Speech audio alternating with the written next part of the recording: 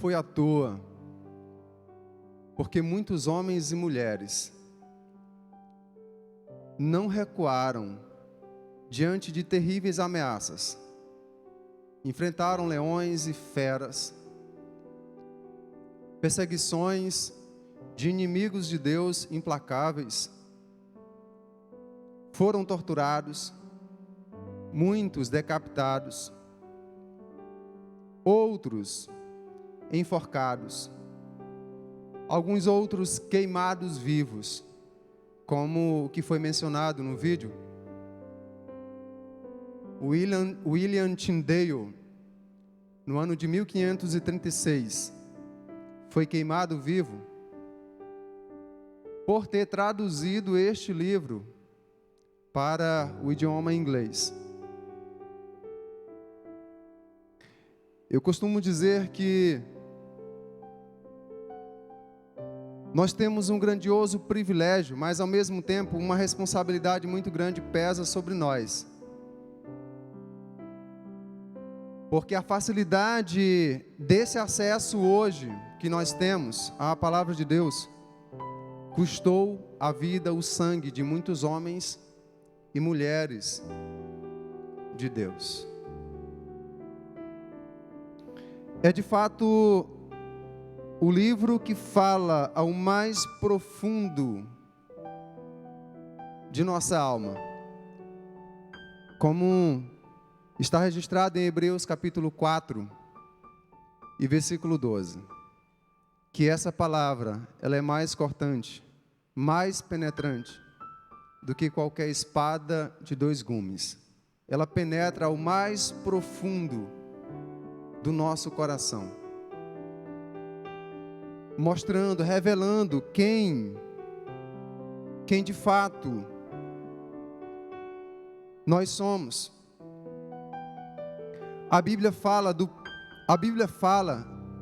Deus que veio em busca do seu povo e também do povo que busca o seu Deus e que procura realizar-se na vontade divina.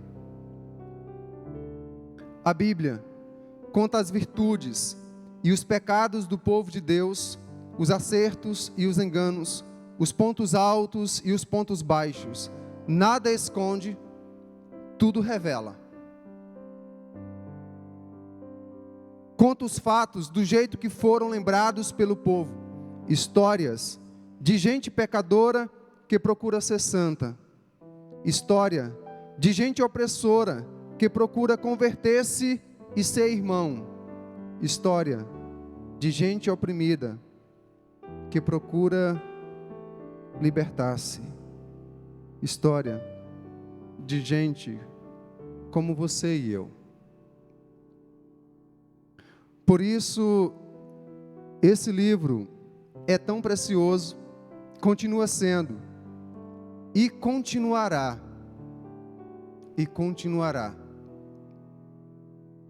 porque é a palavra viva do Senhor. O nosso Salvador e Senhor Jesus Cristo declarou que os céus e a terra passarão, mas a sua palavra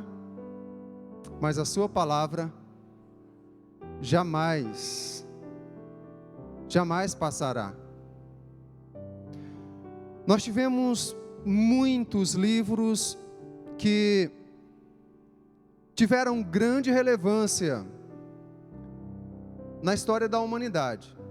Muitos livros que foram amados, que caíram na graça de uma grande população. E aqui eu quero mencionar um de categoria cristã, conhecido como O Peregrino, escrito por John Bunyan.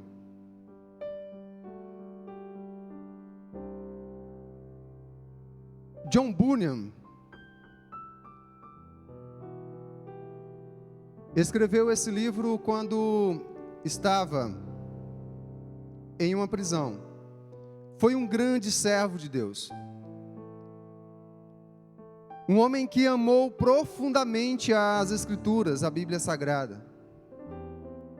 Alguém declarou sobre ele certa vez: corte o corpo de John Bunyan em qualquer lugar e dele jorrará as escrituras sagradas. Então, esse homem escreveu o livro O Peregrino. Esse livro se tornou fantástico. Foi um best-seller da época.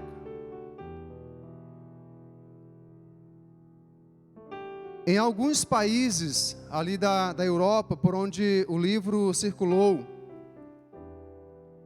somente a Bíblia superou o número de exemplares vendidos naquela época do livro O Peregrino. Agora, John Bunyan morreu e foi sepultado. E se formos procurar, nós vamos achar o túmulo dele. E lá nós vamos encontrar alguma coisa escrita: aqui está sepultado o corpo de John Bunyan,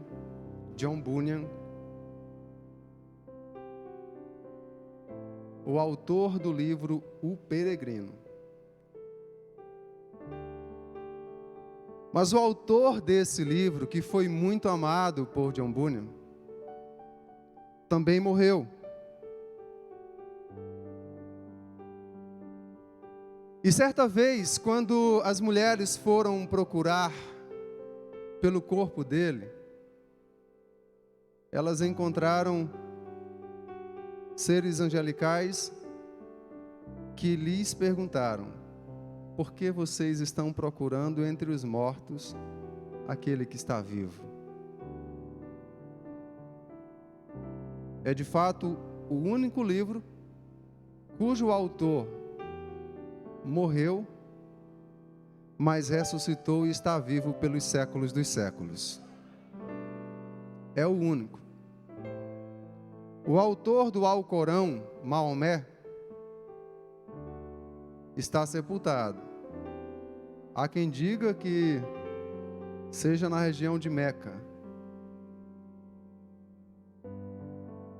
E o autor de todos os livros, ainda que tenham sido livros extraordinários, estão mortos.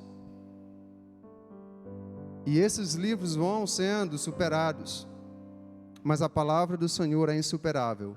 E é sobre essa palavra que nós queremos compartilhar com você nessa noite. Sobre o tema, o poder restaurador e transformador da palavra de Deus. Eu quero lhe fazer uma pergunta nesse momento. Como que você se encontra agora, nesses dias? Como está a sua alma? Como está o seu coração?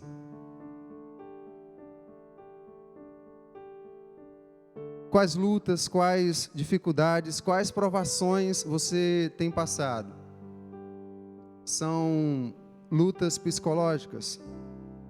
São lutas, desafios no casamento? São lutas na criação dos seus filhos? São dificuldades, provações no relacionamento familiar, lá no trabalho, na empresa, com os funcionários, com os seus patrões? Como está a sua alma? Como está o seu coração?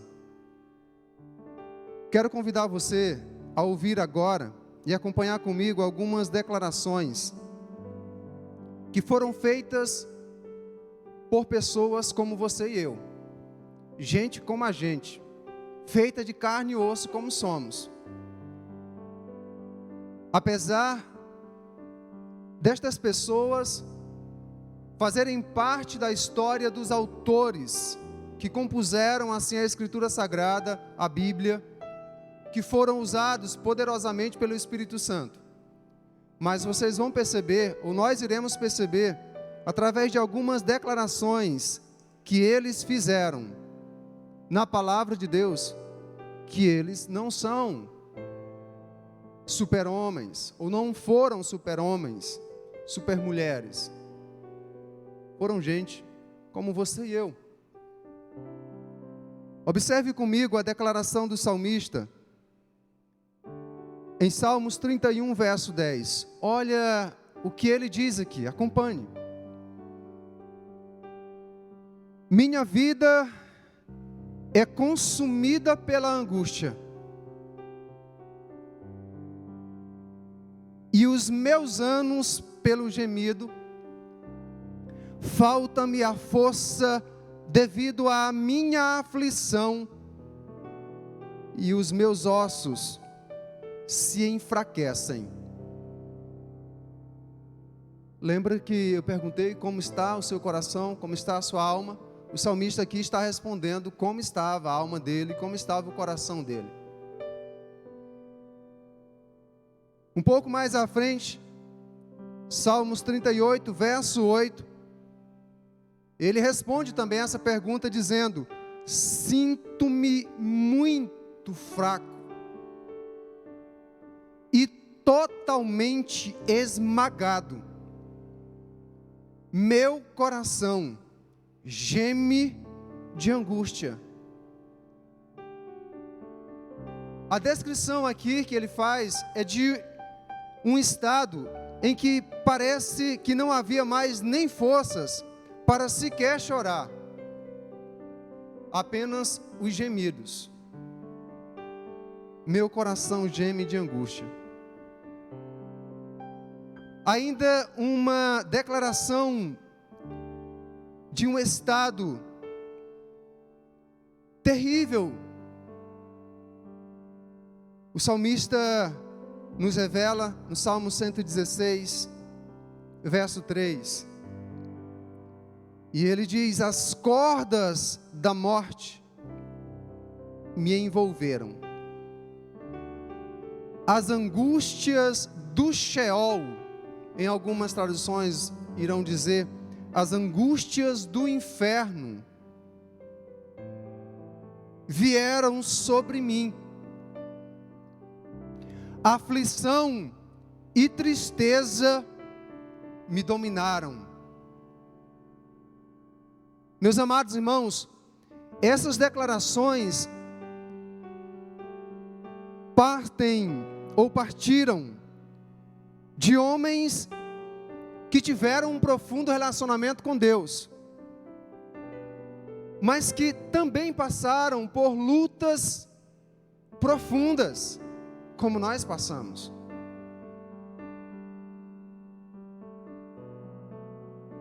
Por isso eu afirmei, gente como a gente como você e eu. E nós teríamos muitas outras declarações de homens e mulheres em que os seus corações estavam aflitos, passando por intensas provações. Mas estes versos já nos descrevem a realidade de muitas pessoas hoje.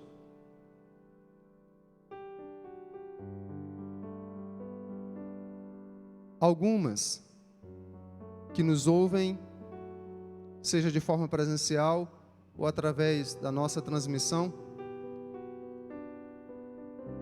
são nossos irmãos em Cristo. Algumas são familiares, amigos, outras são vizinhos. Já oramos hoje à noite por vizinhos. Outras são colegas, amigos de trabalho, amigos da escola, da faculdade. São pessoas que, embora amadas, estão sentindo-se aflitas, angustiadas, fracas, consumidas pela tristeza, totalmente esmagadas.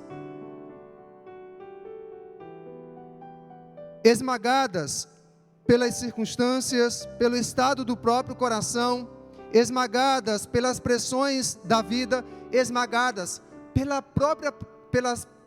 pela pressão ou pelas pressões que a pessoa mesmo coloca sobre si.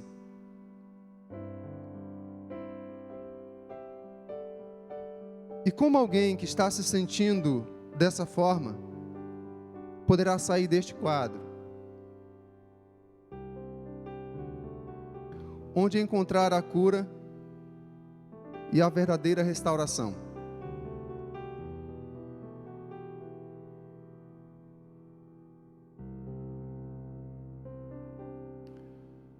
Meus amados, eu sei que no mundo,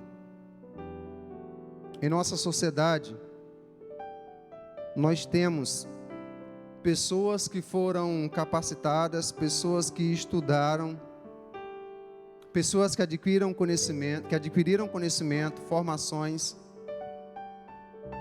como psicólogos, psiquiatras, outros médicos que trabalham de forma maravilhosa para a restauração de pessoas, e isso é uma demonstração também do cuidado, do amor, da misericórdia e da bondade de Deus para com nós, os seres humanos. Então eu reconheço isto. E digo a todos que não devemos desprezar esse tipo de ajuda, esse tipo de cuidado. Mas eu vou seguir e compartilhar aqui o caminho que essas pessoas que fizeram as declarações que nós citamos acima, o caminho que elas seguiram para a restauração delas. E elas foram restauradas. Então nós veremos a primeira declaração de restauração. Acompanhem comigo, Salmo 119, verso 28. Vamos ler juntos em uma só voz? Vamos lá? A minha alma se consome de tristeza, fortalece-me segundo a tua palavra. Meus amados, o salmista aqui nos declara que sua tristeza era tão grande que ele sentia-se consumido por ela. É o que ele está dizendo. A minha alma está sendo consumida por uma tristeza. Mas eu sei que em tua palavra, através da tua palavra, por meio da tua palavra, cujo poder restaurador e transformador são ilimitados, eu posso ser fortalecido. É o que ele diz: Deus, me fortaleça através da tua palavra. A palavra de Deus tem poder para nos fortalecer. Nela encontramos forças para continuar a jornada. Isso me faz lembrar um pouco da letra daquela canção, Nenhuma Condenação Há. Quando ali, o compositor, inspirado, ele registra a sua oração. E então ele diz: e quase parando, sem forças e vigor, a gente ler a palavra e encontra razões para vencer, continuar a jornada.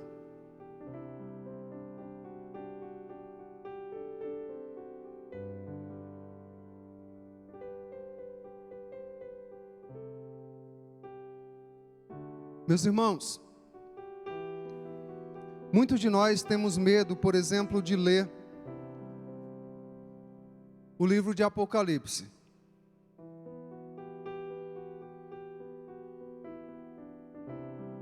Sabemos que o propósito maior do livro de Apocalipse é revelar a consumação de todas as coisas. Mas deixe eu dizer para os irmãos, o livro de Apocalipse foi revelado pelo Senhor em um momento muito desafiador para a igreja presente nessa terra. Muitos estavam sendo perseguidos, presos, torturados. Me refiro muitos, os cristãos, os discípulos de Jesus. Famílias inteiras eram presas simplesmente por causa da fé que professavam. Eram torturados até a morte. João, o discípulo amado, o único dos 12 ou dos 13 que morreu por morte natural, havia sido lançado em uma panela de azeite fervente e foi salvo milagrosamente. E então foi exilado em uma ilha grega por nome de Patmos. Ele foi colocado lá para morrer. E foi nessa circunstância, ou naquela situação, que o Senhor se apresenta a ele e revela todo o livro de Apocalipse. Com que grande propósito? Mencionamos que o maior propósito de Apocalipse é a revelação, a consumação de todas as coisas. Mas imaginemos como aqueles irmãos receberam aquela mensagem. Como aquela mensagem foi restauradora. Como aquela mensagem foi fortalecedora para aqueles irmãos. Como aquela mensagem foi encorajadora. Porque o Senhor mostrou eles no céu.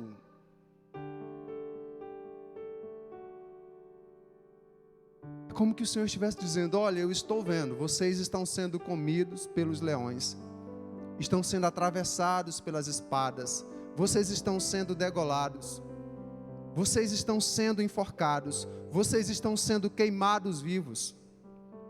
Mas eu quero mostrar para vocês o que é que lhes aguarda. E então o Senhor abre os céus e mostra já no futuro a alma deles lá, desfrutando, gozando de toda a eternidade, do paraíso com o Senhor. Foi por isso que aqueles irmãos não negaram a fé deles diante dos mais desafios intensos, profundos, das maiores provações. Eles permaneceram firmes e fiéis até o fim.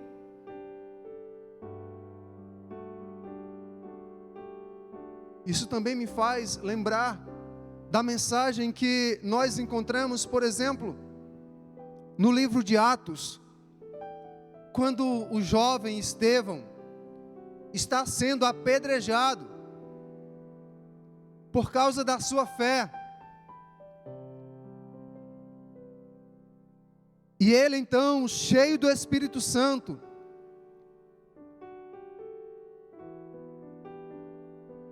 se torna capaz de orar por aqueles que estão lhe apedrejando. E é o único lugar na Bíblia, que nós vamos ler, que Jesus está em pé ao lado do Pai. Porque naquele momento o Senhor abre os céus e diz assim: Estevão, tire os olhos das pedras. Tire os olhos das pedras e olhe aqui para mim. Eu estou em pé para te receber. E o Senhor abre os céus.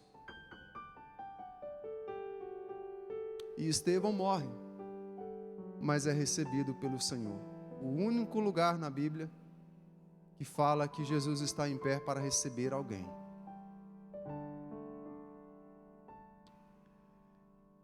Essa palavra tem poder para restaurar completamente a alma mais angustiada que exista nesse mundo, porque é a palavra de Deus.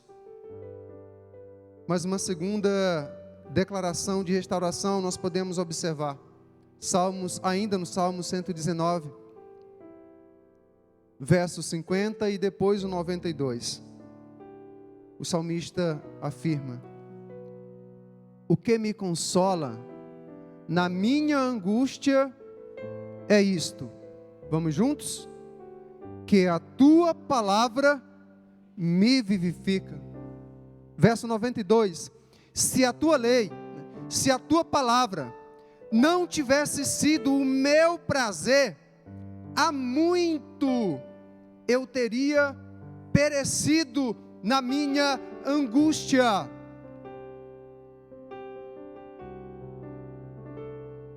Ele enxergou na palavra do Senhor esse poder para transformar, esse poder para restaurar, esse poder para consolar. É a mesma palavra que você tem, é a mesma palavra que eu tenho, é a mesma palavra que nós temos. Ah, pastor, mas eu não sei ler. Peça para alguém gravar num pendrive, colocar em algum equipamento que reproduza o som para você ouvir. E você que sabe ler, leia essa palavra. Nestes versos, o salmista reconhece que sua angústia o havia levado a um estado de quase morte, mas foi na palavra de Deus que ele encontrou consolo e vida. O texto que já citei, Hebreus 4:12, nos afirma: porque a palavra de Deus é viva,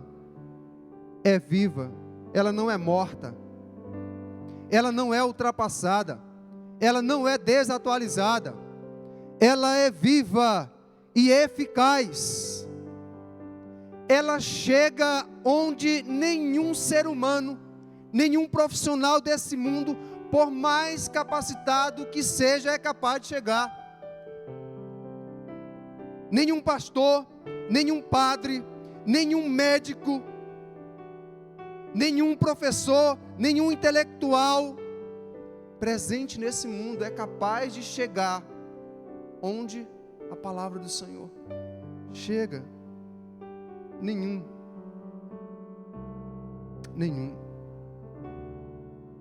Meus amados, no Salmos 107 é descrita uma situação bem interessante. No Salmo 107 é narrado de forma maravilhosa como o Senhor livrou o seu povo da angústia mortal e sarou o seu povo completamente. O povo de Deus havia passado por inúmeras situações de provações, de tentações, algumas vezes caíram, foram castigados, foram humilhados. E então, neste salmo, nós temos uma descrição maravilhosa do poder de Deus agindo através da sua palavra para restaurá-los. Por exemplo, no verso 6, é dito que na sua aflição eles clamaram ao Senhor e foram restaurados. No verso 13, também é dito que na sua aflição eles clamaram ao Senhor e foram restaurados. No verso 28, também é dito que na sua aflição eles clamaram ao Senhor e foram restaurados. Agora, no verso 19, é nos revelado a forma que Deus operou essa restauração na vida do seu povo. A forma como Deus curou o seu povo. Vamos juntos? Então, na sua angústia, clamaram ao Senhor, e Ele os livrou das suas tribulações. Enviou-lhes a sua palavra e os sarou, e os livrou do que lhes era mortal. O que foi que Deus usou? A sua palavra. Deus usou a sua palavra, meus irmãos. Deus usou a sua palavra para restaurar, para curar o seu povo. Jesus declarou sobre o poder que essa palavra tem. O poder de gerar vida em nós.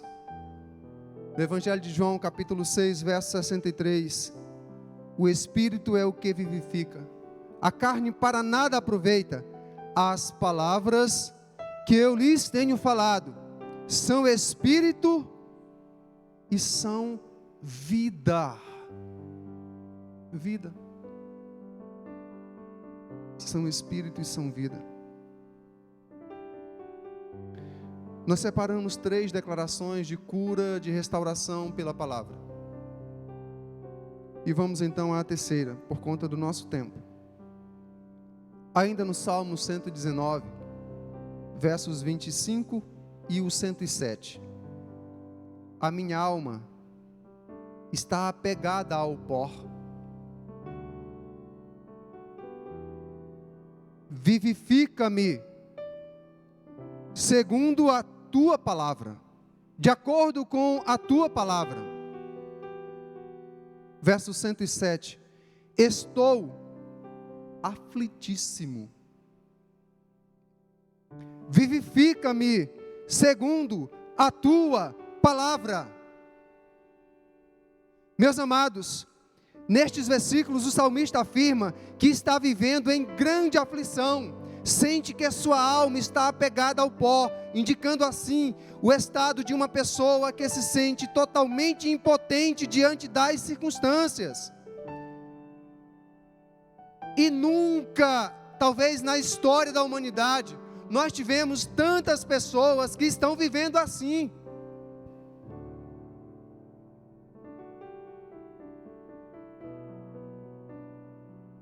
Nunca tivemos tantas pessoas. Agora, em contraste, nós também temos muitas pessoas, a grande maioria, rejeitando a palavra do Senhor. Não creem. Alguns zombam, dizem que é um livro qualquer, escrito por homens. Escrito por homens, sim, mas inspirados por Deus. Homens que receberam de Deus o que escrever. Alguns dizem que é um livro antiquado, difícil de entender, e não se esforçam para isto. Desprezam.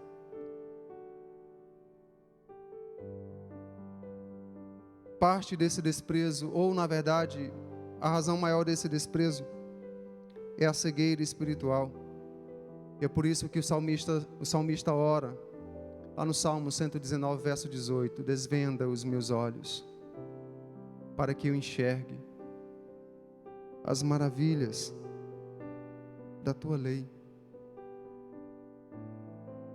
Foram restaurados pelo poder da palavra.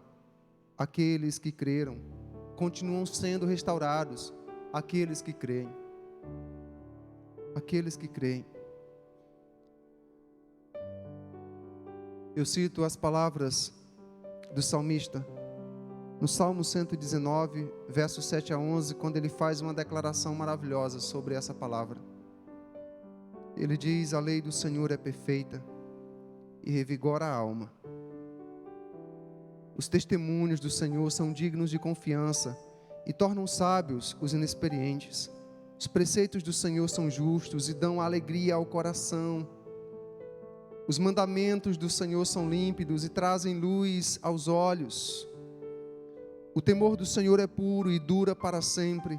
As ordenanças do Senhor são verdadeiras, são todas elas justas. São mais desejáveis do que o ouro, do que muito ouro puro. São mais doces do que o mel, do que as gotas do favo. Por elas o teu servo é advertido. A grande recompensa em obedecer-lhes.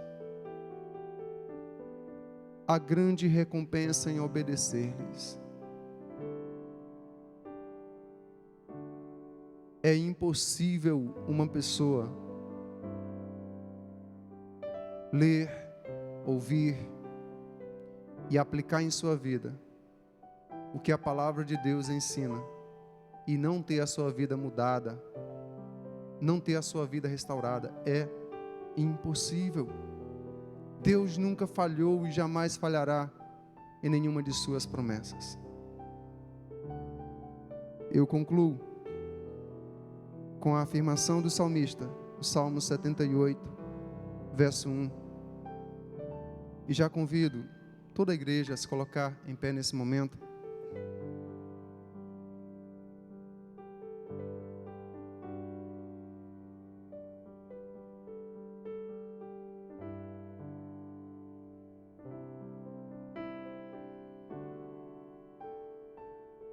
Diante de tudo que nós compartilhamos,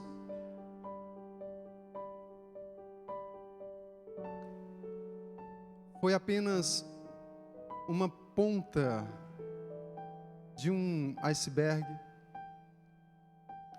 ou apenas uma joia de todo um celeiro, de toda uma mina. Mas a palavra do Senhor para você e para mim, para todos nós nessa noite, é esta: meu povo, meu povo. Quantos são povo de Deus aqui? Quantos realmente creem que é povo de Deus aqui? Levante a mão. Se é povo de Deus, então essa palavra é para você, para mim e para nós. O Senhor fala dessa forma, direta e clara com você e comigo: meu povo, escute a minha lei, dê ouvidos às palavras da minha boca.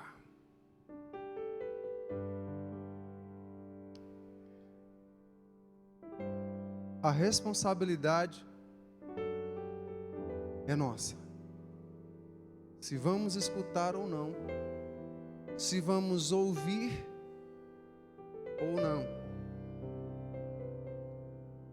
Então, nesse momento, nós vamos estar orando, mas eu quero dar oportunidade àqueles que ou desejam que nós oremos por sua vida, que desejam se reconciliar com o Senhor nessa noite, que desejam, por que não, tomar a mais extraordinária decisão nesse mundo que alguém pode tomar, a decisão de entregar a vida a Jesus e recebê-lo como único Senhor e Salvador.